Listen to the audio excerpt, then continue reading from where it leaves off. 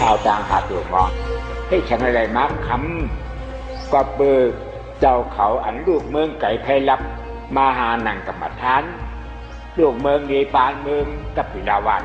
พอเถียวมาเจ้าหนึ่งซ้ำอยู่เปลี่ยนน้ำมียังไงก็พูดเลยข่าวงาปอบุญที่ในหมอหลับหมอสอนพระอนัตตาหนาข้ามบ้านข้ามเมืองหลวงมาเลยปอบุญกลุ่มจ้วงชี้ขาสองเจ้านั่นลาดตัวเขาอุบเขาเลยออกมาคำหนามาเถียวกันเลยมาเจ็ดมองป่าเอานะผู้ว่าตะขาวเขาเมกาไหนมีใจดีใจเนี่ยใครหาหันต้านการนิกบาทเพราะหาหันต้านการนิกบาทเน่าตีมอการนิกบาทมาเที่ยงในเสียวเลยนี่มันราบป่อเฮาป่อหมุนเที่ยวมาแน่น้ำผ่านบันเฮาป่อหมุนที่ได้โจมชื่อไหนนะเป็นมาปันคำเป็นก้มฉันใจป่อหมุนโจมอันโจมหนานั่นตะกะเฮาเขาควรยิงควรใจควรโยที่หึงกว่าเย้านี่ใจดีใจเนี่ยแต่ใครหมอหาหันต่างกันนี่ปั่นก็เย็นเพราะหาหันแนวหมอกว่าการใจในคอไม่ใช่อะไรใครถอนใครยินใครหู้ใครหันนั่นโปวันนี้โยมชื่อหนานะปอมุนหาปืนควัดกรรมฐานในเมืองไทยเขาเนี่ยจังหวัดขี่ปากโคกขี้ปลายฉองขวัดบรรณา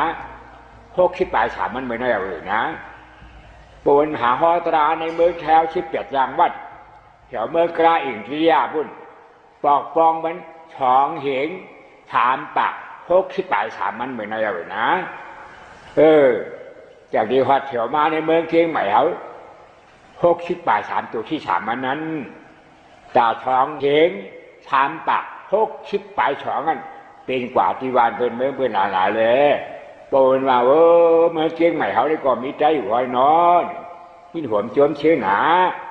ขึ้นในประมูลนอนฉีดหนังเหี่ยววนจอมตะกาวเขาเนาะก็เปิดในวันเมื่อได้ให้พ่อเลยถ่อมได้ยินตราวันตั้งมันนั้นจินตัวกือตราอันเจตราเจนะไตอันว่าอย่างไรนั่นหนึ่งมีเมืองสองมีหลีกหลายสามมีกามหลัดสี่มีเพลงแง่นุ่งไว้ให้จึงห้องความห้ามีผ่าถาปืนอื่นก็ดีปลูกทำชรามก็สามนี่พอมีหาเปิดไงที่มันตอบใจนะเหลือใจเนี่ยอังกาลักษณะเท้าเนี่ยย่อมกับทิกเอานะตีบ้าเป็นหือตั้งนานเลยตีลาเนื้อใจอยู่โฮมไทยห่อใจไทยพอหึงมาใจจ่ายเป็นไทยหมดเมียวใจวันเมกาเนี่ยปวนมาผีมือ60-4 ปีบอกบุญเขาเจ้ามาบอกหนึ่งเลยนะเมกาเนี่ยเป็นเถื่อนเป็นคือตั้งกาบเก่งใหม่นั่นยัดตัวหน้ากับเป็นจ้างกวนไปไว้นะ60-4 ปีเมกาในวันกาบนั่นเป็นใจหลายนักเรียนวิชาเชฟใจผมไทยถึงมาใจจ่ายเป็นไทยมัวเด้อกับถามด้วยเก่าละการใจโจเขาผู้เยาว์นั่นที่ไรก็เหมือนนั้นเลยนะเมแจงปัจจัยสถานนั่นเป็นสิ่งที่ยากก็เฮ็ดเป็นใจลูกเมืองใจมาเฮ็ดเลยวันเมแจงนักเรียนมีอยู่50เมื่อวันเมแจงให้ใจอันหูการใจเขานั่นคือไป3 ก็ไว้นะใจผมไทยเพราะว่าใจไทยถึงมาใจจ่ายเป็นไทยหมดเนาะกำในเก่งหายสันบากฟังสลามมีรู้ว่าเป็นคล้ายปากพระกุฎมีกวนฉังฝั่งเป็นดีกวนหากินวันกินพระกุฎไม่รู้เป็นมาสลามบินว่าสันบากเก่งหายก็โดนเลยมาถังคนมา60-4 ปีแต่ได้มีอยู่หลังเฮิรน50 ปีไม่เหลือใจผมไทยถึงมาใจจ่ายเป็นไทยหมดยาวเมื่อเก่งหายกับอันนั้นบวชการใจนี้เมื่อเท่าขอ3 ก็ไว้เนาะหายใจเมื่อขายาวบัดเบจำปนมา60-4 ปีปวนมานอนอยู่ข้าวตังเต่าขึ้นชิบขึ้นแล้วกัดพายาวเลยเอาอยู่หิมหอมมันพายาววันเนี่ยจะมันเป็นใจมดจังเตี่ยวลุงปัดจี้เขาจ้ากาหลังเฮิรนมี60 ปีปีกายปิวอ่อนในปวนกาถามหาระดับการใจผู้การใจสีก็ใจจ่ายเป็นไทยหมดดาวนะตีกรุงเทพตราดน้อยกูบอกได้เป็นนอกเวงเลยนะเดี๋ยวเวงไม่หลุดไม่จะมาในกลางเวงเอาเปิดมา60-4 ปีโบนเลยมาหอดแถว มานอนวัดร้อนมานอนเป็นวัดใจเป็นใจกับเจงไม่รู้ใจมีสิก็ตราดด้อยนั่นมีหลังเคยหนุปากไปเปิดมา4-5 ปีประวนกันเดกาทำหาใจคนหูการใจมีสิก็ใจโฮมไทยพอใจไทยสิบาใจจ่ายเป็นไทยหมดแล้วนะเมืองพานวัดมงจุมเมืองพานนั่นประวนเลยมานอนเปิดมา60-4 ปีใจอยู่เมืองพานนั่นมีอยู่หลังเคย50 ปีเมื่อเหลียวได้ปีเบื้องไหนมาไก่ไว้ปวดมา60-4 ปีไว้นะใจรวมไทยพ่อใจไทยถึงมาใจจ่ายเมืองพายาคนหูการใจเลยมี6ก็ไว้นะตายหมดกำได้กาดฉันบาดร้องฉันบาดร้องวันฉันบาดร้องอันมีหิ้มกาดนั่นเป็นใจกาดซิงเมื่อเหลือขึ้นจ้องไว้จ้องอันอยู่อันก่อนใจอยู่เป็นเหมือนเจ้าเมืองเหมือนเจ้าย้วนอยู่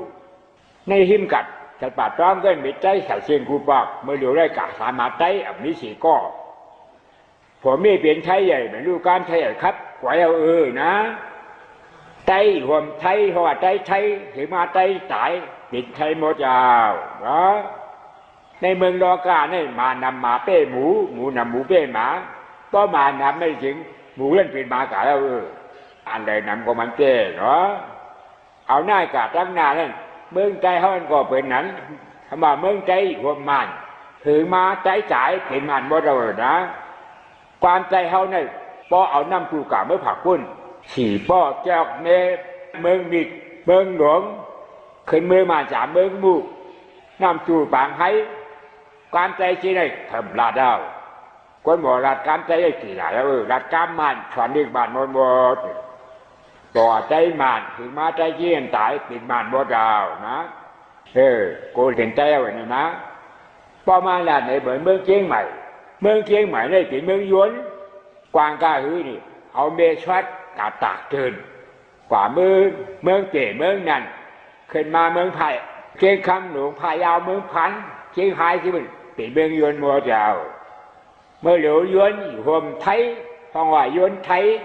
ถึงมาในยวนในจ่าทิกจิกเป็นไทยมัวเจ้าผมนี่ไทยหน่อยไทยหนึ่งครับยวนขอบมาแล้วนะภายในนำก็มันเจ๋นะยวนนั่นไหนใจเขาการเขาก็หายดิเขาก็หายดิเขากลับเป็นดิขึ้นเอานะแต่เขาเนี่ยพอเมืองใจการใจเขายังมีอยู่ครึ่งหนึ่งดิใจเขาก็เรียกบางหลวงอ่านสอนกันอยู่นั่นเจ้าสั่งเจ้าจ้างเขาปีใหญ่นี่เดียดปากพอบนใดใจแฉมเรียกบางหลวงนั่นข้าวดัง4 ปีใจแฉมกาคักกายยี่เขาดึงจ่าเล่นฉี่แฉงขึ้นมันพอหมดในด้านอากาศเขาคงเทปไรอ่อนกันนี่เขาซ้อมเขาข้าวตั้งปี1พักซ้อมวันจิตกูวันนั่นเชียงเมาเงินเมืองมันฉี่10 ปลาย2 ล้านนะดีใจดีแถมนะเลี้ยงบางหลวงตะกะเขาอันเป็นใจในเมืองเชียงใหม่นั่นพอมีใจใครหลูใครจานเหมือนเจ้าเจ้เจ้าถังเจ้นั่นมีเลี้ยงบางหลวงไว้นะหมุนได้บอกว่าหมุนหวานเป็นอย่างเดียวกันหมุนหวานยุกหมุนได้บอกว่าให้ขึ้นใหญ่มาสูง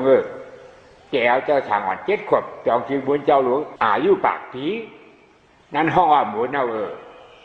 หมุนอันมานั่น1หมุนปริยัติการแถมการฉันพวกท่าเจ้าเขาหนาเฮดีขึ้นใหญ่มาสูง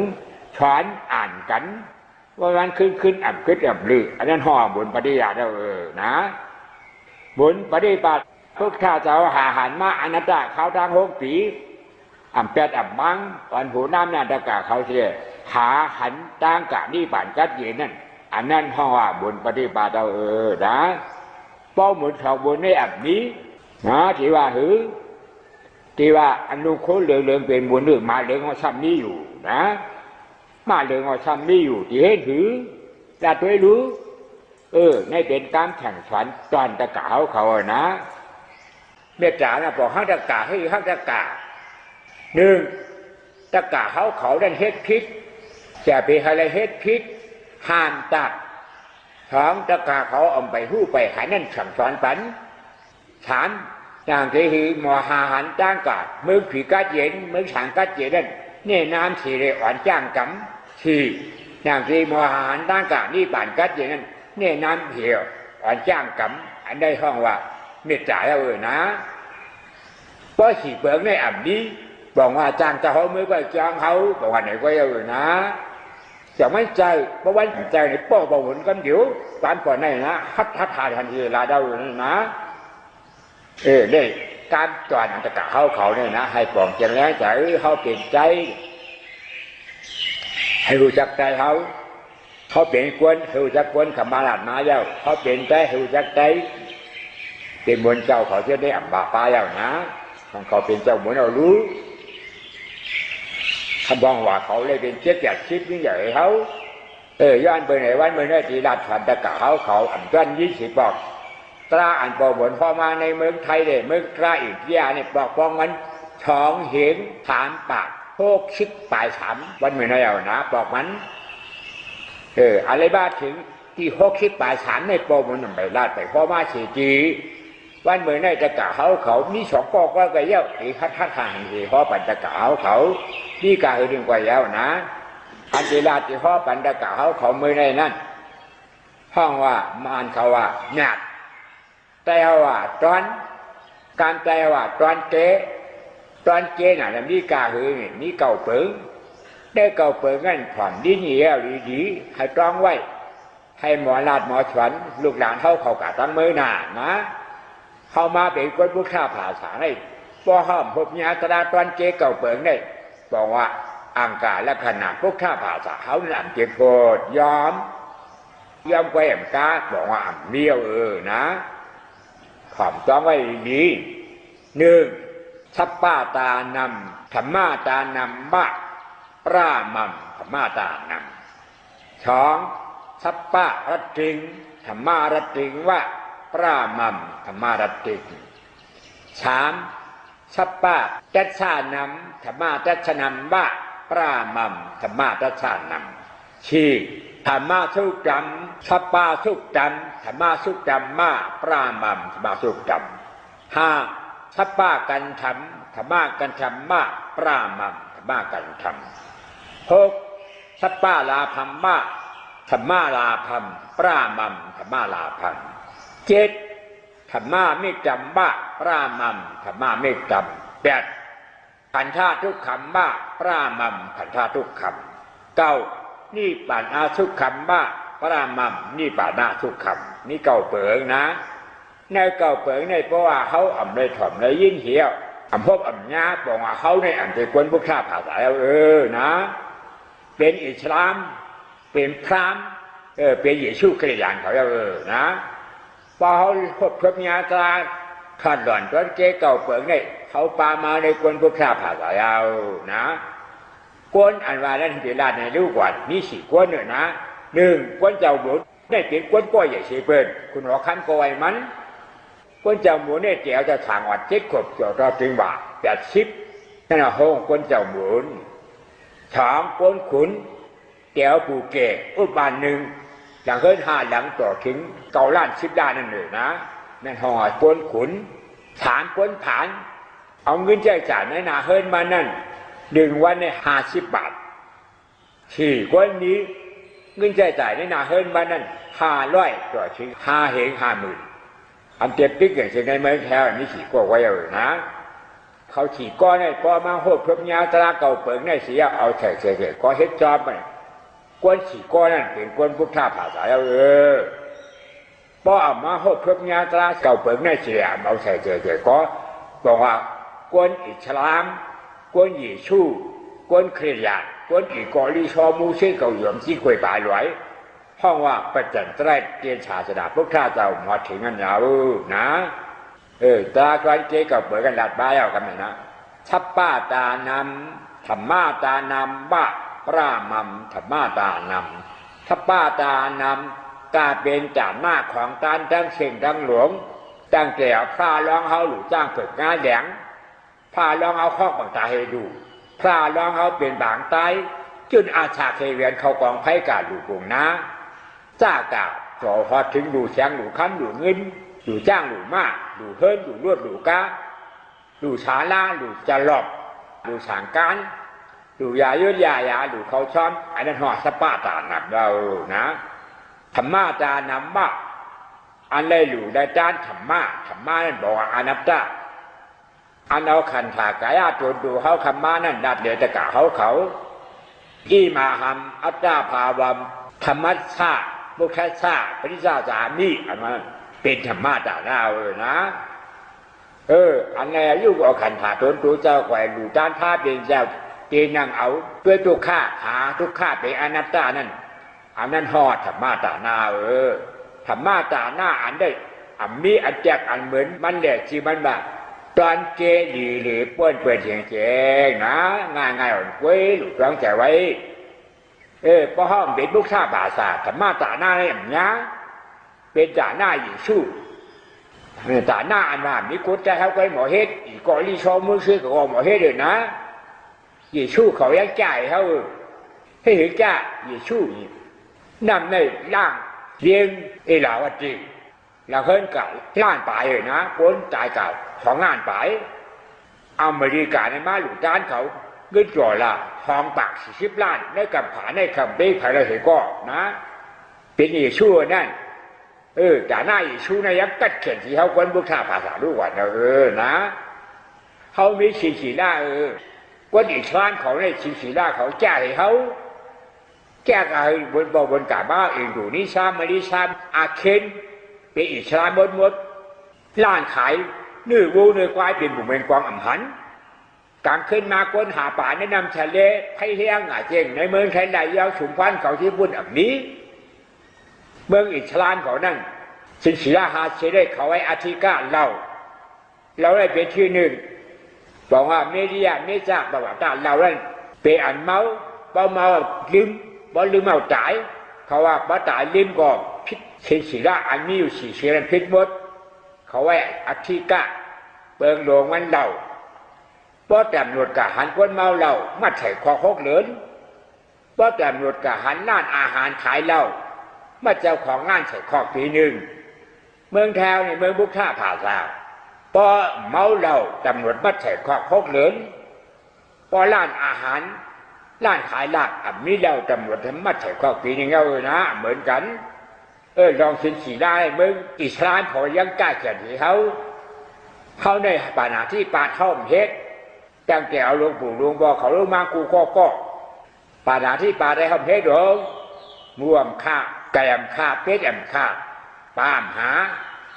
เขาว่าไหนเขาเงื่อนเล่ป่านาที่ป่าดาวป่านาที่ป่าดัดอ่างกาลักษณะมันโตเฮ็ดชบเจ้าใจเหมือนโตเฮ็ดตัวเจ้าก็ว่าถือข้อไก่ชบเจ้าตัวเจ้าก็ห้ามกินเนื้อไก่เพราะห้ามกินเป็นมาฆ่าตายไก่กระจายไม่กัดด้านใดหนึ่งว่านิยมปาก2 ปากเลยนะคนกินในบ้านใจนั่นเพราะคนหนึ่งกินที่ก็ไก่ตายเฉยโจนั่นเพราะชบเจ้าแต่เหมือนใครกินเนื้อไก่เอาเงินไก่ยืนปันคนฆ่าไก่ใครเงินฆ่าไก่ปันแต่เหมือนคนเมืองอื่นอยู่นี่ซ้ำไม่ได้ซ้าเขาเนี่ยนี้ตัวเฮ็ดชดแจ้ใจเหมือนเขาคนบุกท่าป่าสาได้ป้อมได้กินเนื้อไก่ไม่จริงบอกว่าจ้องเขารู้เหมือนได้กินข้าวหวานไหนเนาะจะกันด้วยรู้ดังเป็นทั้งเขาเป็นบุกท่าป่าสาแต่หน้าเขายังการเยชูสินศิลายังการอิสลามเขาจะมาเขาเป็นบุกท่าป่าสาเนาะลองตาหน้าอันว่านั้นให้ปองแจงแรงใจหลีธรรมะตาหน้าธรรมะนั่นบอกว่าอนัตตาตาหน้านั่นบอกว่าปันปรามัมมันมาเลยดอนตอนเจเปิ้นเชงเชปูเปิงยาวหลู่จ้างหลู่มาหลู่วานหลู่เมืองหลู่เบี้ยงกว่าเบี้ยงเลยเขาเอาขันถาหาเปิงหาป้าหลู่การบัดบุกท่าเจ้าอีมาหำอัตตาบอกว่าขันถาอัตตาตัวเขาขาในหลู่การบุกท่าเจ้ายาวอันนั้นเป็นธรรมะตาหน้าเนาะตอนเจเปิ้นเปิงเชงเชจะนากูเปิงหลู่เสียงประญาหลู่กามันอ่านแฉมันก็เบี้ยงอันเขาเฮ็ดขมานั่นนะอันนั้นป้อมใจคนพวกข้าป่าสาทำเฮ็ดไรแต่หน้านั่นให้ช่างเฮ็ดไรล่ะปุ๊บผ้าอันมาหันหู้หันช่างหันทุกข้าเสียจ่าผู้ช่างผู้เจ้าข้าเสียจ่าอันใจเก่าเป็นอนัตตาอันนี้จริงนะคนพวกข้าป่าสาเพราะเป็นธรรมะตาหน้านั่นบอกมาหาหันหาฉันหาอนัตตาหันช่างหันทุกข้าเสียจ่าหันทุกข้าจ่าสมาธิที่หาอนัตตาเป็นสมาเสกป้าอันนั้นบอกว่าพบญาศาสนาเราเพราะพบญาพุทธบาทพบญาศาสนาอันมานั่น มันห้องกับคู่หรือคู่เหลียงคู่เลียนคู่หลายคู่ขาวมันห้องกับใจห้องกับใจอันไหลห้องกับใจอันนี้มโนวิญญาณอันนี้สมาธิที่หันทุกข้าอันนี้สมาเสียงกับป้าผู้ทุกข้าการใจอ่ำใจเก่าเป็นอัลตาอันนั้นห้องคนพุทธาผ่าหลายท่านก็เอาอันหันหู้นั่นเองด้านหน้าเห็นนั่งเห็นด้วยจิ๊กอันด้วยทุกข้านั่นเป็นสมาธิที่อันว่าทุกข้าเจ็บอ่ำใจเก่านั่นเป็นสมาเสียงกับป้าถ้ามาเอาการศาสนาน้ำหน้าเหตุพวกข้าเจ้าว่าเฮ้ยหาหันตัดถึงความพวกข้าเจ้าความเอาซ้ำมาเฮ้ยหันทางหันทุกข้าหาสังหานับตาตัดช่อตาพอดีมาก็เกิดมาตัดไปอัตตามีอัตตาถึงเป็นช่อตาไปกวนยิงเป็นนางวิสาขากวนใจเป็นอนาถาเป็นง่ายกายนะธรรมะตาหน้าปล่อยใจยาวนะการเมืองสปารัตติงธรรมารัตติงว่าปรามัมธรรมารัตติงสปารัตติงตั้งมนตั้งโจทย์ตั้งชี้ตั้งมดตั้งหลวงนั่นหนึ่งบนเกี่ยวเชื่อสั่งกัดเย็นเบิ้งกวนเป็นชัดเทเป็นคุณหอคำเป็นนางหอคำบนเกี่ยวเบิ้งกวนสองอันเดชี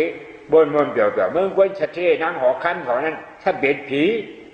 ถามอันบนเสียผีนั้นถ้าเป็นสังในถามเปิดกันเป็นบนชื่อหรือหลอดต้นเจ็บปนนะก็ไม่ใช่มาเป็นไงสปารัตติงธรรมารัตติงธรรมารัตติงว่ามนเกี่ยวจอมช้ำเจ้าอนัตตานั่งสีรับจ่าเฮียเจ็บเกิดมาอ่ำใจเก่าอนัตตา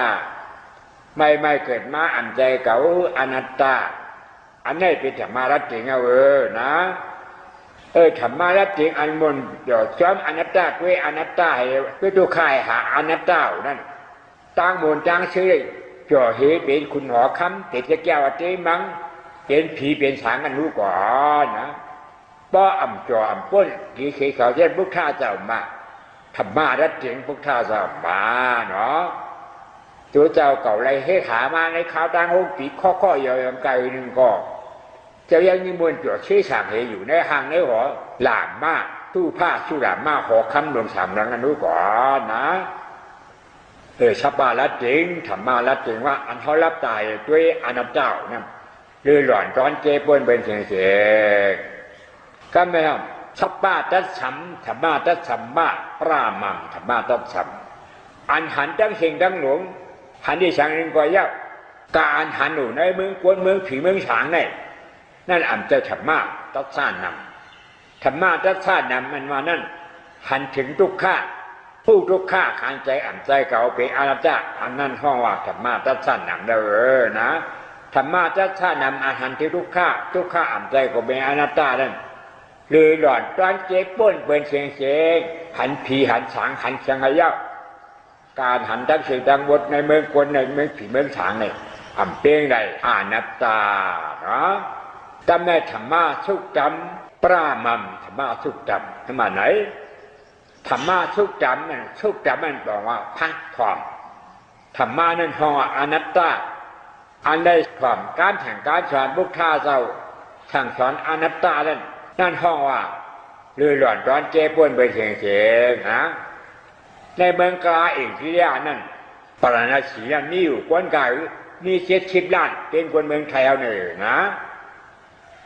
อะไรมาสปาสุกจำธรรมะสุกจำมาถอดมายินช้ำเจ้าอนัตตานั่นนี่กามีกวนเมืองกับเวลาวัดกล้าเองที่ยา70 ล้านมาถอดมายินสีก็บอกว่ากล้าเองที่ยานั่นกล้าหูหนกตาหมดช้ำหันพวกข้าเจ้ามี70 ล้านนะมาถอดมายินสีก็ต่างกาเยนี่บ้านนั่นก็ขำไรสีก็เมื่อขอนก็ขึ้นอยู่ตัวมือหรืออับย้อมบอกว่ากล้าตามหมอนั่นนะกล้าหูหนวกเราสปาทุกจำธรรมะทุกจำมาปรามัมธรรมะทุกจำได้ความการแผ่มการฉาดลูกชาเจ้าอนัตตาลูกชาเจ้าว่าอนัตตาว่ารูปักขันโทว่าอนัตตัมอนัตตาในขันธารูปักขันธานั่นเป็นอนัตตาเจ็บใจเก่าเป็นอนัตตานะสัญญาขันโทว่าอนัตตัมสัญญาขันธาอันต้องว่าเสียงไก่เสียงนกเสียงหมูเสียงไก่อ่ำใจเสียงไห่เสียงนกเสียงหนูเสียงไก่เกิดเจ้าตาย ยี่เดียวหายเป็นอนัตตานั่นห้องว่าธรรมะชุดจำนะธรรมะชุดจำในถ่อมในยินการแข่งการแข่งจะบุกท่าอันนั้นเดินขัดท่าโลหะเปิงหาป้ารูปดีงาเวนาเป็นอนัตตานั่นอำนาจเลยถ่อมในยินนะเมธาเนี่ยเกิดมาอาศัยมี60 ปีไปอำนาจยิ่งเห็นบอกความเร็วในพอยินมาแล้วพอหมุนยิ่งไกลในหมุนเจ้าบ้านในนาแต่เขาพอหมุนป้ามาเงิน11,000ที่ปันเมเขาคำเดียวเขาสาป้าในรับเบิ้งสันบาปต้องเขาลากาเร็วในพอหมุนปันคำเดียวสัพพะสุขจำตาเลยถ่อมและยินการแข่งพวกเราจะอันเนี่ยนับที่เนี่ยจ้างกามาโผนี่บานกัดเย็นนั่นอำนาจเลยถ่อมและยินเนี่ยป้อเลยถ่อมและยินบอกว่าเลยหลอดร้อนเกปนยาวๆเนาะสัพพะกันทำเนี่ยมาแห่งสี่อายหอมท่านเจ้านั่นปรามัมมาเลยหลอดร้อนเกปนเป็นเชียงก็เป็นอาหอมจังหวัดอันเขาบาดจิตใจชื่อไม่เมื่อควรเขาเนี่ยออกมาในร้อนไม่พ่อไม่หอมแหลงพ่อว่าน้ำชาแหลงพ่อไม่หอมผึ่งพ่อว่าน้ำชาผึ่งเล่หมอกไม่อันออกมาที่หมอกไม่จะว่าเรื่องหอมสีเปิดนะอันหอมสีหมอกเมืองก้นเนี่ยนี่ใช่หมอกเมืองผีหมอกเมืองผีเนี่ยพ่อว่าอาชาวตีหอมสีหมอกเมืองก้นในหมอกเมืองผีเอาไว้สิรู้ก่อนหมอกเมืองก้นหนึ่งนะหอมหนาหอมทานหื้อนึงเมฆพึงได้อยู่ห้วยลอยๆก็เย้าป้อหมอกอันหอมมันกี่ปวงมาข้ามห้วยข้ามลอยเสด็จมาหาตัวหมอกตั้งอยู่ยาวเนาะกวนเขาดังเสียงดังหลวงก็อันเจ๊กอายหอมหมอกนี่คุณลังฉุดรวมอายหอมทำเจ้าด้านเบื่อหนังนั้นนะป่วยมาทอง3 มันได้กะลาลูกมึงนี่ปานมึงกับปิ่นดาวัดมาหนังกรรมฐานอยู่กันนั่นได้ข่าวเงาใจก้อนมันก้อนหนึ่งเป็นผ่าหลังมานั่งเหตุเมื่อลาเดมันดูเบิ้งกับปิลาวารินมาทำโบนั่นมันไก่กาหือหรือแต่กาเขาเรียนไปกาหันสือก้อโบนี่กาหันมานะกับปิลาวานมือเหลียวห้องวันนี้ปานก็เลยทำอยู่เพียรน้ำได้ขังเอาได้ก่อมันมาโบวันที่อยู่อนัตตาแล้วทำโบนั่นมอลานมอสอนอนัตตามานั่งงามทานเราไม่อยู่ที่ทำโบนั่นนะได้เหมือนบอกเขามือเมียพึ่งเขาที่นั่นพวกข้าจะว่ามือเมียพึ่งพามาลาผู้ผาไม่ฉันที่กุณาไม่ฉันที่ชะจานาพวกท่าสวาไหน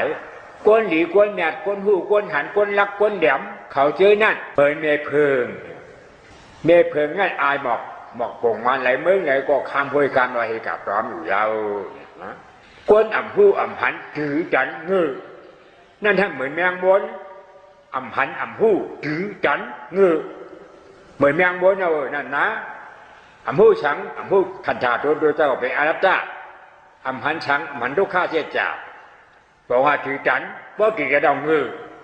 แม่ขี้กาพวกฉันที่ตุกจันนาก้นอัมหันอัมพูถือจันมือเขานั่นเหมือนแมงบนนั่นบอกนี่อยู่ที่มันนั่นก็อ่ำจอมอ่ำชุดอ่ำล้มนำหนาแมงบนได้เก็บพิกัดในวันในเมืองในเป็นเขาอ่ำมบดป้อนยานี่อาจูอาเนมีไก่ไหลไก่ตายนี่ก็เลยเป็นผงมาตบมาจับจิบประกาศเองได้เป็นการย่างวนนะ1อ่ำหัน2อ่ำหู้3ถือ4จัน5งือเป็นอันเดียวกันเลยนะก็เป็นอะไรพวกข้าจะว่าอันต้านั่นบอกว่าตาหมดป่าด้านั่นบอกว่าอัมบิหูสังอ่ะอัมบิหูถอนทำพวกข้าจะอนัตตานะป่าล่าอย่าไปให้ป่าเขารู้นี่นะตายได้ถอมได้ยินช้ำเจ้าอนัตตาเจ็บทำใจเก่าเป็นอัตตาอันใดกัดสังสารปัญมาเขาเช่นอย่างไหนนั่นทำนาเรียถอมนาเรียยินเนี่ยบ่เลยถอมได้ยินพุทธาจะว่าธรรมะกันธรรมะอันที่ได้ฉุดได้รวมอายหอมทำอนัตตานั่นบ่เลยฉุดได้รวมยะเพราะว่าคือหลอดตอนเกปนเปิดถึงมากอะไรหรือเสียเน่าเลยนะมาแทนกันเลยธรรมะลาพัมสปาลาพัมธรรมาลาพัมมาปรามัมมาลาพัมอันเขาเลยดังวัดทั้งสิ่งเลยเฮิร์นเลยก้าเลยรู้เลยเฮิร์หมิ่นเลยว่าเลยเมืองเลยเป็นขุนอีกไกปฏิเสธอุปเบิกมันเมืองเรื่องกี่4 คุณ 5 คุณต่อเลยเป็นขุนผีอันเลยจังเมืองทั้งหมดตัวเป็นขุนช้างอะไรเป็นขุนช้างอันเลยเป็นเมืองกวนเนี่ยเป็นมุนเจ้ามุนยักษ์เนี่ยบาป้าอย่างนะอันเลยจังวัดเนี่ยเพราะว่าสปาลาพัมธ ธรรมะลาธรรมะอันใดทำอนัตตาเนี่ยปรามัมคือหล่อนดอนเจ็บปนเป็นเสียงๆแล้วนะเจ็ดฉบับไม่จำธรรมะไม่จำบ้าปรามัมธรรมะไม่จำอันมาบอกว่าก็หักเลยนะเขามีก็หักใครมีกะหือมีก่อนในเมืองกวนนั่นเลยลาโดยจอมชิกหลวงก้อนหนึ่งลูกเอาลาเชียวลงมาสีก็เพราะว่าสีว่ารัดมาหาเมืองกึ๋งมายาผ่ามยาลูกชิกเขาควรเปรียบชิปกาถามกันนั่นเป็นชายมาหนึ่งลูกชิกปามาเปรียบชิปเพราะว่ายาเนี่ยยี่เขาเนี่ยนะเจอจับเขาเจออันอ่ำตายก็เลียนไปเจอตายก็ตายนายพ้นหลวงถามก้อนตายบ้างจับมันกันนั่นเนาะอาโกเลยชาเมียวนั่นบิ๊กจ่าเมียวนั่นเป็นขุนหัวขั้นไปเย้าปึงยิงได้เป็นไผ่ก็เย้าปึงยิงได้ชาบิ๊กจ่าบอกก็หักเลยนะปึงยิงได้ไอ้นี่ก็นี้ใครดำก็น้ำอาจารย์ตาชาตินั่นคนเมืองอยากจะเกิดนี่ก็นี่เปียกชิบลาหนึ่งนะนำไปเมืองไทยเขาเนี่ยแต่เป็นชาเมื่อเลยคนเปียกชิบลานั่นปึงยิงได้มันเลยกว่าเมื่อมีอยู่อาบิชีพูดนะว่าปึงยิงได้มันเลยกับอาบิชีถ้าป้าไม่จำได้เพราะว่าเขามีมิตรบอกแจ้งแล้วแต่อนัตตาแล้วนั่งไปจุกนั้นเป็นอนัตตาหมดนั่งอำใจเก่านั่งอำไพนั่งก็นั่งเป็นสภาพของมันเป็นอนัตตานอนอำใจเก่านอนเป็นรูปวิญญาณเวทนานอนรูปวิญญาณเวทนานะอำใจเก่าเป็นอนัตตาย่างอำใจเก่าย่างเป็นกิจราว่ายอดธาตุย่างเป็นรูปผู้วิญญาณฮักเป็นเวทนาทานเปิงเนี่ยเป็นอนัตตาพอเขาปองแจ้งนั่งใจเห็นได้เห็นนั่งไปจุกนอนเป็นอนัตตาหมดเลยนะนายกะหือพอห้ามปองแจ้งนั่งใจยางเยา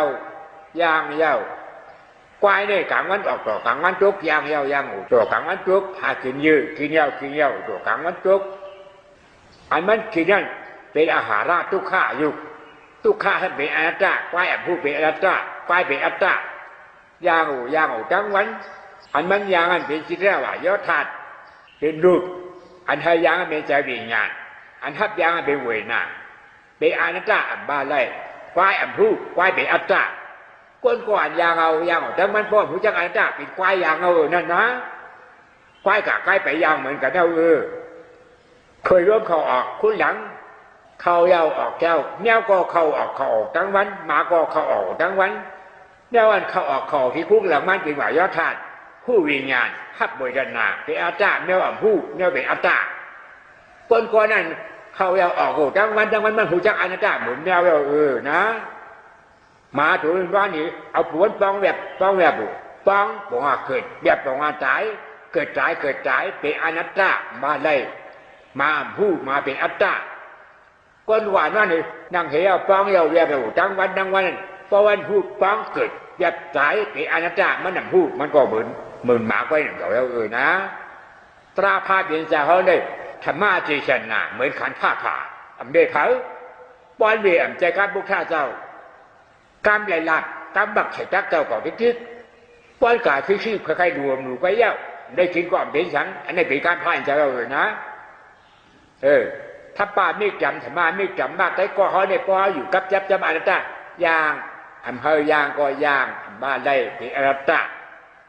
นั่งอำเภอนั่งก็นั่งอำใจเก่าเป็นรูปใจซ้ำเฮนั่งเวนาฮักทานเปิงเนี่ยเป็นอนัตตานอนอำเภอนอนก็นอนอำใจเก่านอนเป็นรูปผู้วิญญาณฮักเวทนาเป็นอนัตตากินเจียวอื่นอำใจเก่าเจียวอื่นนั่นเป็นวายธาตุผู้ยถาวานนั่นเป็นวิญญาณฮักบ้านบ้านนั่นเป็นเวทนาทานเปิงเนี่ยเป็นอนัตตาเพราะเขาปล่องแจงนั่งไหนสิ่งไหนป้นควายขีดเดียวนะเพราะเขาพูดปล่องแจงแล้วแถวนั้นเป็นควายขีดเดียวถ้าป้าไม่จำมันว่านั้นให้อยู่กับจับจำอนัตตานะอนัตตาเนี่ยธรรมะละไหนมา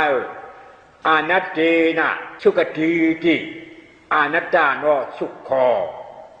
อนัตตินะเอาอนัตตาเนี่ยอยู่กับจับจำดังไปทุกนั้นพ้นไปอนัตตาสุขทีติเป็นดังสุขะกัดเย็นอนัตตาโนสุขคออนัตตาเนี่ยเป็นเหตุสุขะเนี่ยก็เป็นการละตั้งนาที่ก่อที่เก่าวันนั้นนะพออยู่กับจับจำอนัตตาอย่างไรจริงกองว่าเขาอยู่กับจับจำทำอนัตตาเนี่ย บอกว่าถ้าป้าไม่จำธรรมะไม่จำประมังเป็นใจก้อนหรือใจก้อนนั่นเลยหลวดร้อนเจ๊เอาเขาออกพ้นอาปายาสีบุงนี่เมื่อเปลี่ยนเมืองผีเมื่อเปลี่ยนเมืองผีชาณาพระเดชเจ้าในอันรับมหาสิบอกชาณาพระเดชเจ้านั้นเป็นสมาธิที่สมาธิกับป้าเป็นชาณาพระเดชเจ้านะเขาเรียนเมื่อพบญาณังวิชาการนาท่าปีเขาเรียนเมื่อถอดเมื่อยินเขาเจ้าเฮ็ดก็ฉันเป็นนั่นเฮ็ดก็อาริยะก็เป็นอาริยะเฮ็ดก็จังนึกเป็นจังนึกเฮ็ดก็คนหาป่าเป็นคนหาป่าเฮ็ดก็คนขี้เหล้าเป็นคนขี้เหล้าเฮ็ดก็คนสุยามาเป็นคนสุยามาเฮ็ดก็ตำรวจเป็นตำรวจเฮ็ดก็ทหารเป็นทหารก็นั่นเป็นอาจารย์จากที่เขาที่เป็นกายนะถ้าไม่พอให้ก็อนัตตาเขาเป็นคนอนัตตาเนาะสปาไม่จำธรรมะไม่จำมามาหนักแล้วนะสปาตานำสปารัตติสปาดัชสันนำสปาสุจำสปากันทำสปาลาพัมสมาไม่จำมาแทงสปาทุกคำขันธาทุกคำมาปรามัมขันธาทุกคำขันธาหรือไม่มีหาเป็นงาป้าเป้าตาพุทธาเจ้าเอาลูกคาถานั้นเตี่ยวอันทางเบิร์นเดินรูปสองวิญญาณสามแข่งขาลากสี่ชัญญาห้าเวทนาอันได้เป็นขันธาห้าเปิดงาป้านะรูปอันมานั้นบอกว่านายค่ายกำเจ็บกำเจียนกำจดกำหนึ่งกำโจ้งกำหนิมลายค่ายกากลายค่ายม้าห้องว่ารูปกำนังกำนอนกำจุกกำไห้กำขูอันได้ห้องว่ารูปเยอะนะลายค่ายวิญญาณนั้นทำผู้ไห้ผู้ขูผู้เจ็บผู้แกนผู้เก็บผู้หนึ่งผู้โต้งผู้ว่าเป็นเก่าเป็นเมื่อเป็นยิ่งเป็นใจเพราะว่าวิญญาณนั่นนะแข่งขาล่าเฮ็ดช่างหางบองการนั่งเฮ็ดดังวันนี่ไอ้เฉาแข่งขาล่าอันเฮาเฮ็ดอันยิบเข้าเหมาเย็ดเฉยชั่วเขานั่นห้องว่าแข่งขาล่านั่นนะ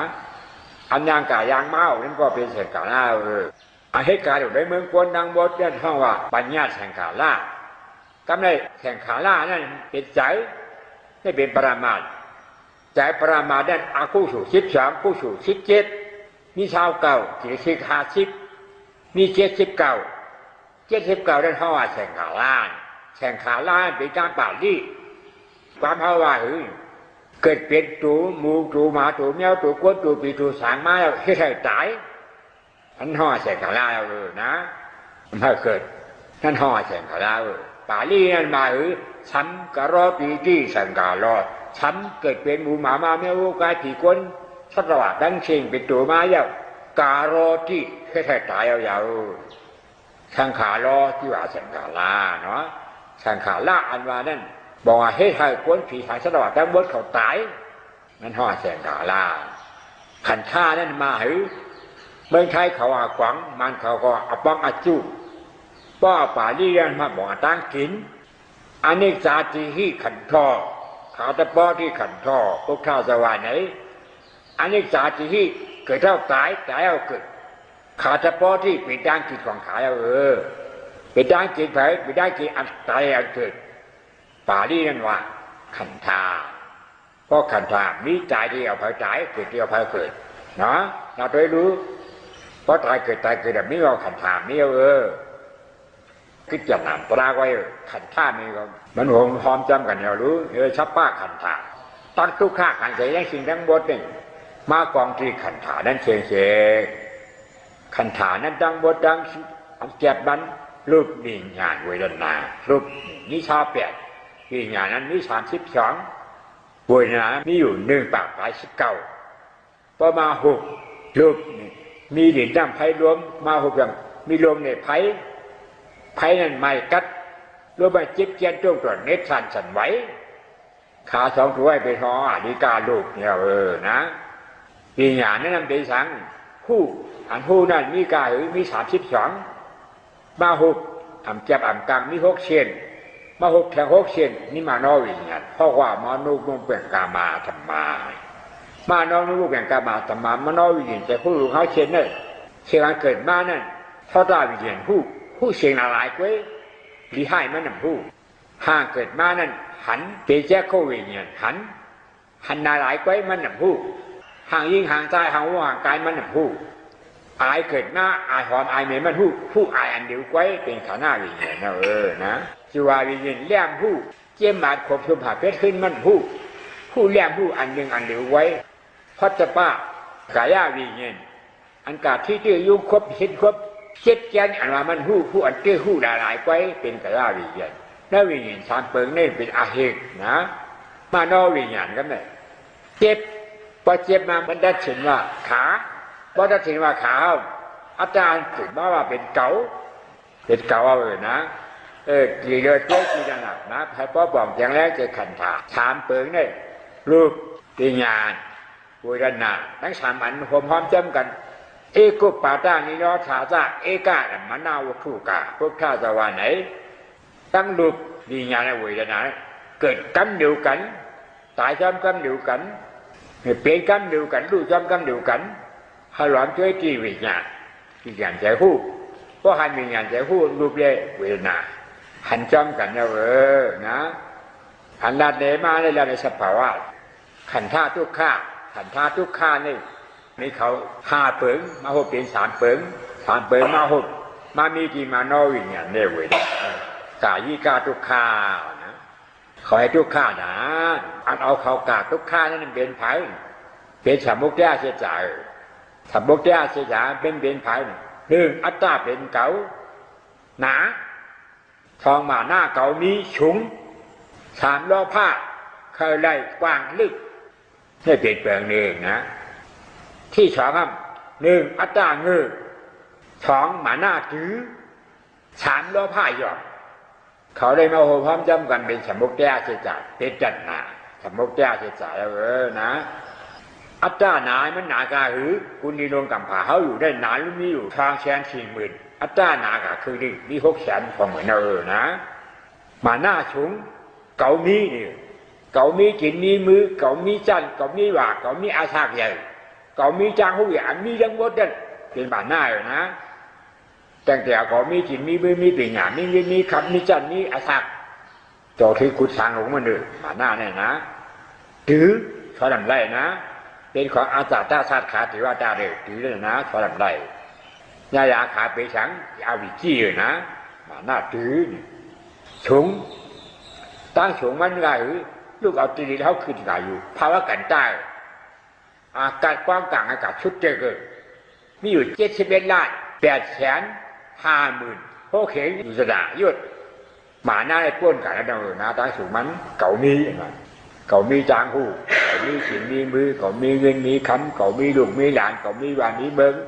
ตัวเทเก่าเป็นแสกคาลาดเก่าเป็นสังหอคำตัวคนผีคนสางเอาบนนะหมาหน้าเนี่ยผีก็ถือตายอย่างไหนนะก็ไม่ล้อผ้าลึกกว้างล้อผ้าในของใครได้เลยมาเย้าอำอีมันมืออำใครปันเปิ้ลห้องล้อผ้านั่นนะลึกกาน้ำสมุทรลึกลง480,000ล้อผ้าพวกนั้นกว่าครึ่งแล้วกว้างน้ำสมุทรกว้างกา4เหงยศเสียงอยู่กันนายล้อผ้ากว้างพวกนั้นกว่านะน้ำสมุทรเป็นหรือไว้ผลรก3 ปีโตจังวันจังขึ้นน้ำสมุทรล้วนผังลมขึ้นแบบนี้น้ำมอง5 ปาก50 เมตรในแสว่านั้นขึ้นน้ำสมุทรล้วนผังล้วนขึ้นอีเมาแบบนี้รอบผ้าในก็เหมือนนั้นก้อนมีเงินก้อนหนึ่งมีล้านหนึ่งแล้วไปป้อให้มี2 ล้านป้อต่อถึง10,000 ล้าน100,000 ล้านมีที่ไว้ที่ว่างก็ไม่ป้อมตายเย้านะนั่นบอกว่ากว้างลึกนะล้อผ้าดีกูนะกำแพงอัตตาเงือหมาหน้ามาล้อผ้าหยอกอัตตาเงือเป็นหิวไว้อัตตาอีฉันก็ให้เก่าติ๊กให้เก่าบ่เดือนะเหมือนก้นหยองก้นหยองให้เป็นหิวไว้กะหันจุดเป๊ะแต่มันโคยักตัวบ้านกล่องในเฮือนมันเดือบางมือในเฮือนมันเดือก้นหยองมีกามีขันก็ยกก็แก้บัดยกกวัดแยบคุยกชี้ยกมันขึ้นจัดมากกว่าในเฮือนมันก้นหยองเพราะว่ากล่องเอาถึงมาว่า1ฉบับไพ่จุดเพราะไพ่จุดไม่มันพ่อให้อันนี้เป็นอาการลักษณะก้นหยองอัตตาก็เหมือนนั้นอีได้เป็นลูกยิ่งเก่าอันนี้เป็นลูกชายเก่าเพราะวันจ่ายห้องให้เหมือนก้นหยองลูกเป็นอย่างเวหนาไหมของเก่ารู้ตัวไป2 ทีเล่นเป็นลูกเก่าไก่ก็ไป2 ทีเป็นลูกเก่ามีหลายลูกเก่าเป็นลูกเป็นอย่างเวเป็นคาถาเปิดไว้นั่นเป็นอาตาไว้ทำมา อาจารย์มาให้ลูกชายเก่าลูกยิงเก่าโผล่เก่ามีเก่าบอลจ่ายให้มอให้ยอมอาจารย์ยอมนั่นนะมาหน้ามาอำพูดตั้งตรงของทางใต้เหมือนคนมาเมื่อใจเขามีมาบูนั่นนะบอลมาเลือบจ่ายตึกช่วงหนึ่งพอเริ่มจ่ายมาเปลี่ยวกว่าพูดตั้งตรงของทางใต้ใครกว่าได้ไงกว่าอันนั้นเป็นหมาหน้ามาอาจารย์หมาหน้ามาเลยหยองทำเหมือนกันดังก่อนนะหยองไงก่อนเราด้วยในการนั้นได้นี่คำบ้องเก่งเข้าคำบ้องเก่งออกกูไว้กูขึ้นเลยเรื่อยๆคำบ้องหลุดไรกินแต่ชื่อคำบ้องหลุดไรขายกับขายขึ้นกว่าป้อมเลยเพราะว่ารอผ้าหยองเอานั่นนะได้เขาสามเปิงได้ขาโคนเอาทัตวัดดังสีดังหลวงมาในรอการนี่เป็นดันหนานั้นเพราะว่าเด็ดใบมาให้การสังมาเป็นสมุกแก่มาให้การสังให้การตายเอาเกิดเป็นสังเพราะถามว่าไหนใจตายนั้นเพราะกระหันม้ากลายเป็นหมาเพราะใจตายนั้นเพราะกระหันบูกลายเป็นบูใจตายนั้นเพราะกระหันไก่กลายเป็นไก่ใจตายเพราะหันเถื่อนป่าไม่เป็นที่จับเป็นเขตใจตายนั้นเพราะหันผีกลายเป็นผีใจตายเพราะหันสังกลายเป็นสังแต่เรื่องผีง่ายๆนะแต่ให้การกลายเป็นผีซ้ำหยักลาดีกลายเป็นได้แต่ที่กลายเป็นสังทำไงผีแต่ให้การกลายเป็นสังให้ซ้ำหยักนะให้การจับเป็นก้นในก็อยากการจับเป็นก้นในที่ใดมีสิ่งสีหน้า5 เซนอันเท่ากับแนวสีบอกตั้งแต่เกิดเป็นตัวมาอายุผู้การก้นมายาวป่าหนาที่ป่าต้าป่าหน้าอาที่ป่าต้าป่าหน้าบอกว่าล้มออกอาที่บอกว่าล้มเขาป่าต้าเอาขาดกล่าวล้มคือเขาถูกออกเป็นขาดเพราะว่าป่าหนาที่ป่าได้ได้นะอันเทศสิบอกอาจริงนาตาหน้าอาตาหน้านั่นบอกว่าปันอาจีหนานี่มาบอกเอาเปิดอย่างปันเอาบอกว่าแล้วเอานะไม่ได้เอาทำให้เสียบอกการมีชู้มิชาจะละกามาอีชู้มิชาอาจาละกามานั่นมีโผมีอยู่ตายมียิงมีโผกาที่เอาโผเอามีกันนั่นห่อมิชาอาจาละนะพวกชาวาตาเหรียญด่าค่าขายจีเชียงเปิ้นลานการปอกการปุ๋ยการพังการมันนี่ชู้เกยชู้ฉันนั่นห้องมุกสาวาตายนะทำเพชรสิบบอกกับนาสิบบอกชูร่าเนี่ยเป็นก้อนกับหาหันมาจีมันมาชูร่านายพานมูซื้อมีที่ยานหมองเจนึงเป้าหมองให้เจนึงเขาออกมาหือมันว่ามาช่วยกินน้ำหืออันหมองเจนึงนั่นห้องว่าเนจ่าปะหมาตาเนจ่าบอกว่าตายเมาตายประวัติศาสตร์ลืมน้ำเมาตายลืมมันอันเชิดมีจิตที่บอกว่าในจริงก่อนนั้นมีศิลาเสียยาวศิเลนะกามาสุกติงเกสันติพุทธาสวรรค์ไหน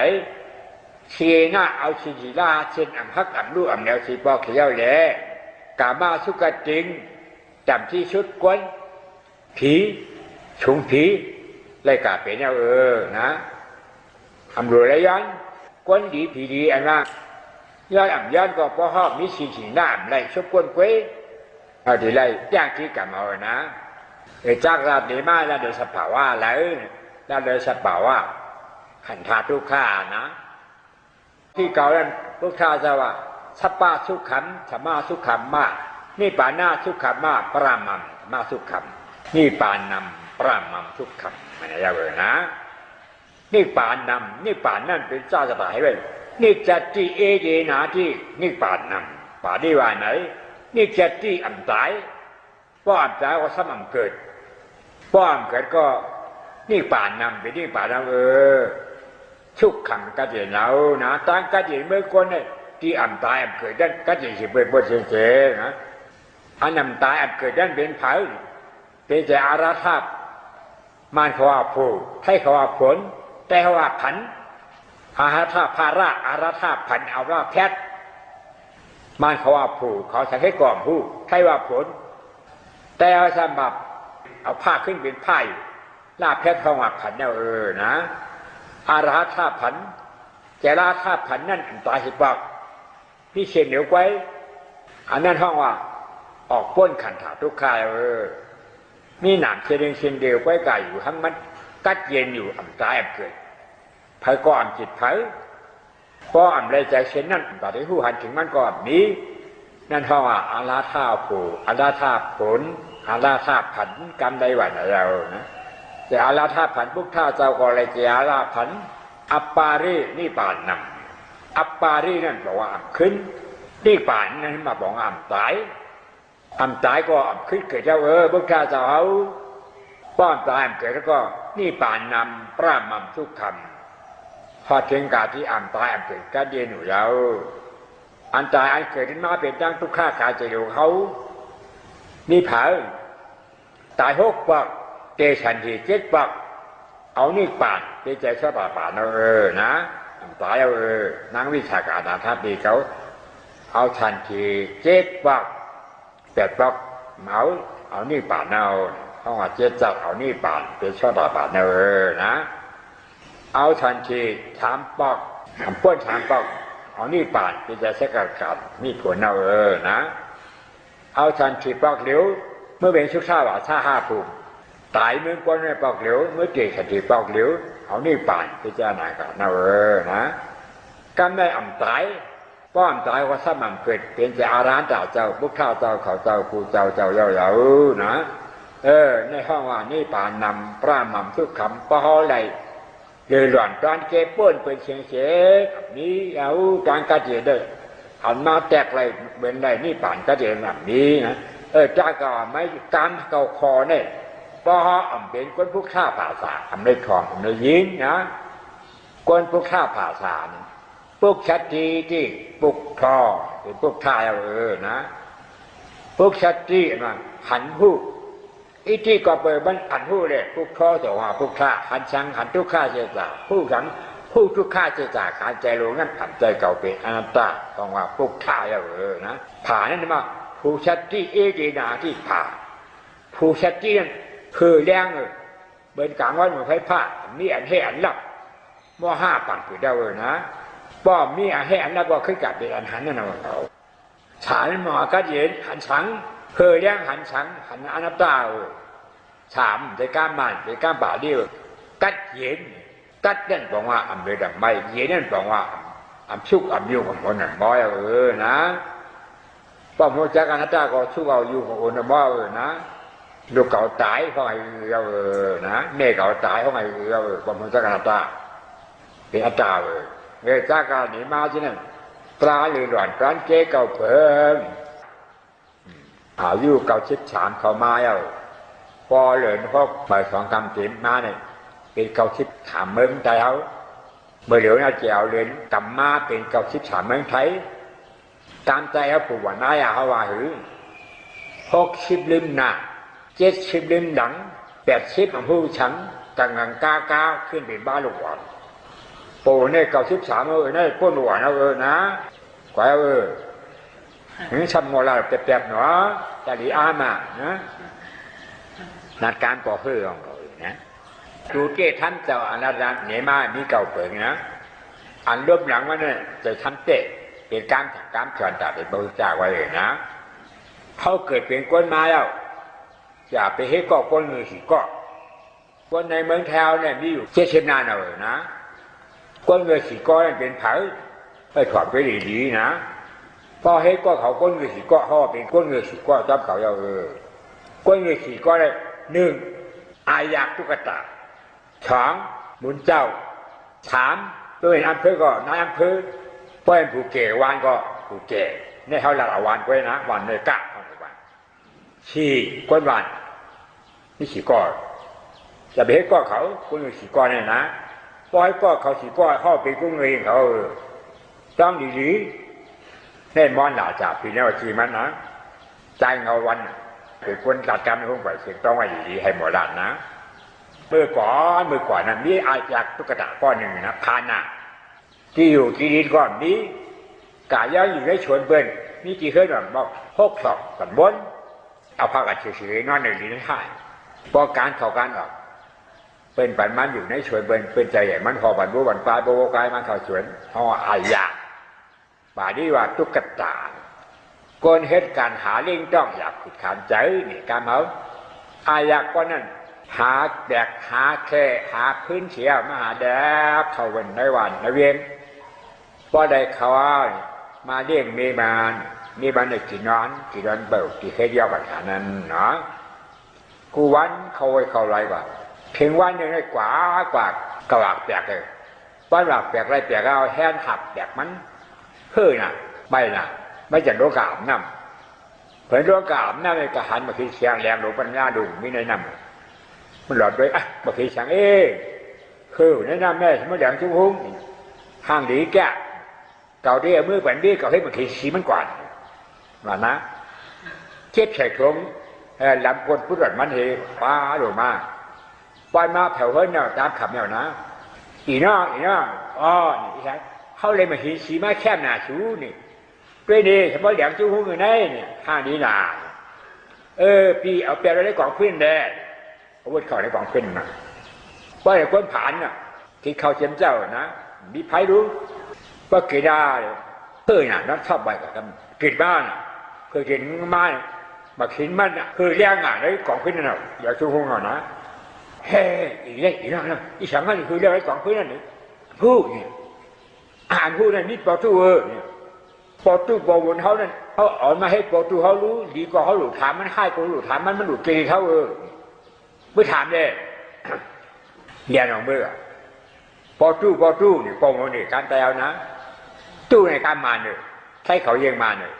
ตู้เนี่ยเกิดมามีชามปากคาซิปีปลายไว้ตู้พอตู้เนี่ยปองเขาอย่างอายักข้าเกิดมากมาขิงลุงข้ามาเปรย์กองพื้นกาไว้เฮ็ดมาขิงสีมีค่ะคือรับสีมาเฮเดียงหาเพียงปองเขาเพื่อช่วยรู้บีสังกอมผู้แกอายักเจ้ปองเขาก็ยิ้มควันเจ้าตุกเจ้ามันมาลาดปอเกคือแว่ลาดในปอเกเก่าไกลมากเห็นลุงมาเวทเจ้าของพื้นเผื่อรับสีมาแดงกับสีเอาดิฉันแต่ปอเกปอตู้ชอก้อนนะตั้งอายักขันก้อนนะปักกันเป็นถุงของมือก้นวานทำเลยข่าวปอตู้ขาปอเกเมื่อด้วยแบบที่อายักคือเรื่องงานในกองพื้นเป็นสังกอมผู้กับเขาเมื่อซ้อนก้นวานอย่างคือเช็ดแต่เขาชิดปีฉายหรือมือซ้อนน่ะพอตู้ขาปอเกเพราะว่าแผ่วไหลเขาได้ชวนกันได้ชวนว่าแบบมัน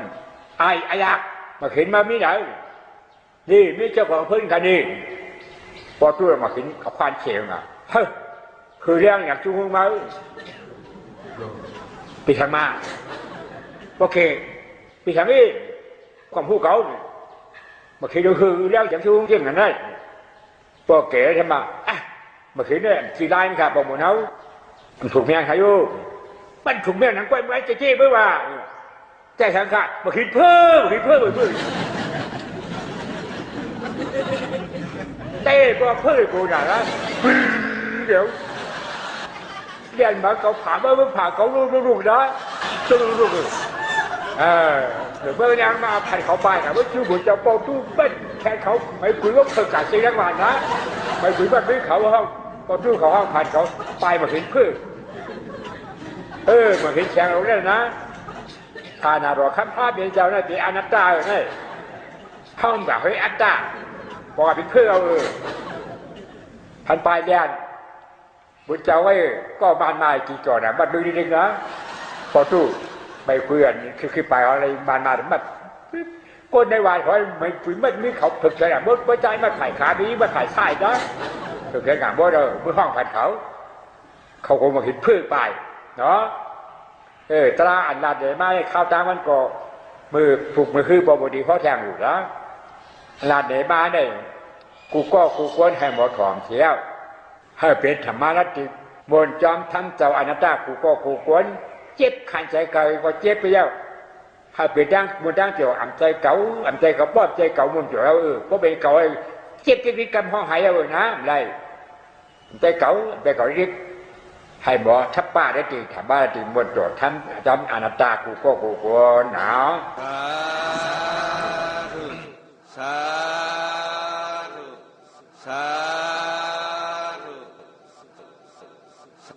กล่าวแล้วตีเลี้ยงปากุฎตีวิตาเขาได้นังหูหิมคุณเอาคำยี่ดีหานังหู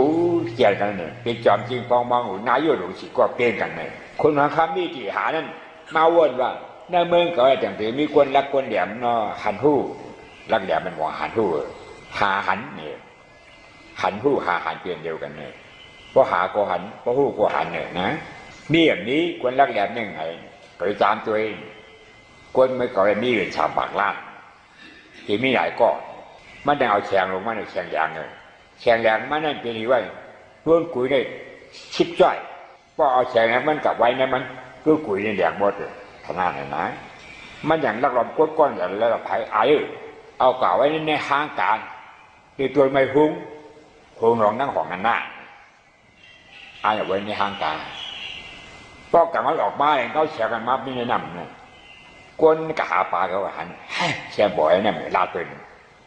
แฉไม่แนะนำก็ไม่คนหาปลาแล้วเราโกบ้ามากๆนะที่คนกะเจมาด้วยแฉงคนขายข้าวซีข้าวซอยเพราะเป็นเจนะ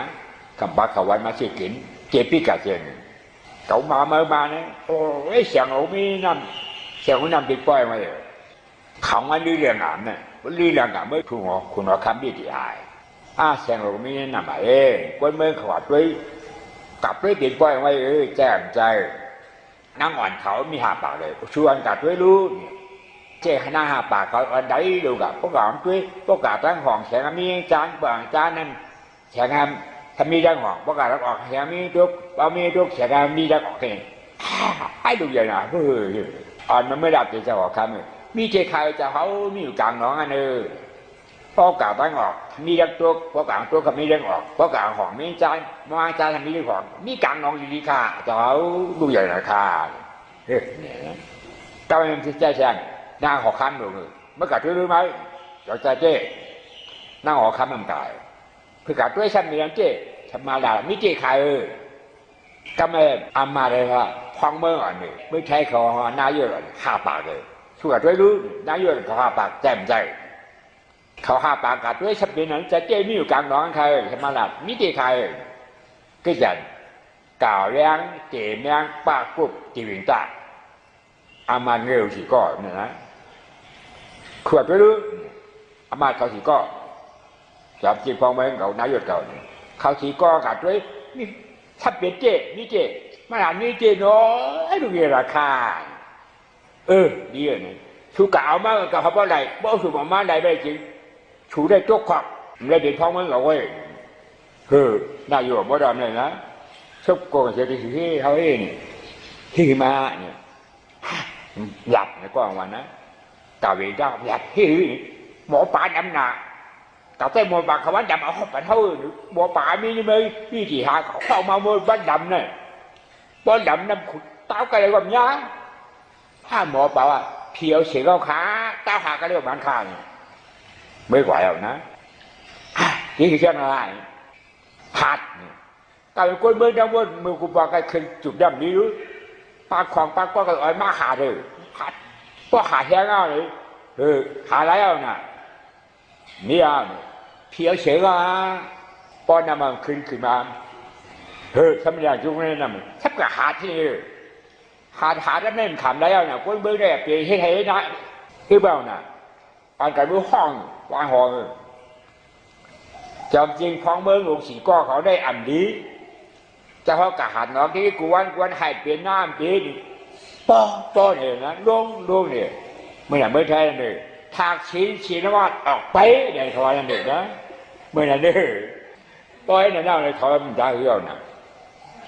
ชอบพอโกงจริงอ่ะได้หอนั่นมีไว้ใจมาหอเนี่ยอาสามีที่แบบเป็นหอใจอ่ะทำพอใจมาหอมามันเรียบด่าเนี่ยเมื่อกล่าวแฉได้ในดอกไม้เขารู้เพราะว่าเอามาอะไรกับว่าเป็นนายศจับจริงเขาว่ามือของมือไม้ออกห่างอ่อนตะเปียเสียก็กว่าตอนกลับมันออกทำเมียงตุกต่างหางตุกทำเมียงของพอมาดังของทำเมียงจานนี่ฮะเสียงไงมีนำมาอายเขามีไว้ในนั้นเนี่ยไม่เป็นเรามันเนี่ยชุกช่วยในห้างกลางรู้เพื่อขึ้นกล่าวมีในห้างกลางเอาเลยนะในหาหารเนี่ยได้มอหาหารเนี่ยพวกหาหารก็เอาเสียงได้พอแล้วมีอาบะเจ้าหอข้ามวิธีหายุกยองเป็นความเมื่อหลวงห้องว่ามาหอชัดถามาหอนั่นว่าใจมาหอชัดถาเขายืนยำเมื่อถึงจิกถึงกลางยาเนาะ เขาหากูก็อยากไปเฮ็ดอย่างอามาสีก็ยุบหนอพ้องหนอเขาหนอออกหนอยางหนอเป็นอันเงือสีก้อนเนี่ยนั่นตาดิหันอีกป่าเนี่ยมีแต่หันอันตาเนี่ยมีกูก็อยากไปเล่นตราอันเนี่ยนะให้ออนเฮ็ดนั่นจะมาห่อสถาหาแจ้งเนี่ยป้อรู้เหมือนกันนะขยินหลังกาให้อินเขาอ่ะหลังกากว้างมือก่อนแดงกาเดือนห้า